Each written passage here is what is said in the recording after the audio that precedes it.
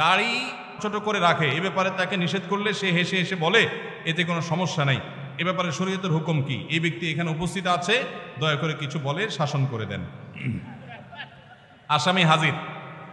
ভাইরা আমার, দাড়ি লম্বা করা এটা নবী সাল্লাল্লাহু আলাইহি ওয়াসাল্লামের নির্দেশ। তিনি বলেছেন আফুল্লুহা আরফুল্লুহা, তোমরা দাড়িকে ছেড়ে দাও। দাড়িকে ছেড়ে দিতে বলেছেন, লম্বা করতে বলেছেন। সাহাবীদের মধ্যে এক মুষ্টির পরে, বুখারীর হাদিসে এক মুষ্টির পরে অতিরিক্ত অংশ কাটার বিষয়টা সাব্যস্ত আছে। এর আগে, এক মুষ্টির আগে সাহাবীদের কারো কাছ থেকে, নবী সাল্লাল্লাহু আলাইহি ওয়াসাল্লাম থেকে কোনো হাদিসে দাড়ি কাটা ছাটার কোনো প্রমাণ নাই। এই জন্য সারা বিশ্বের প্রায় সব উলামায়ে ইকরাম একমত যে দাড়ি লম্বা করা ওয়াজিব।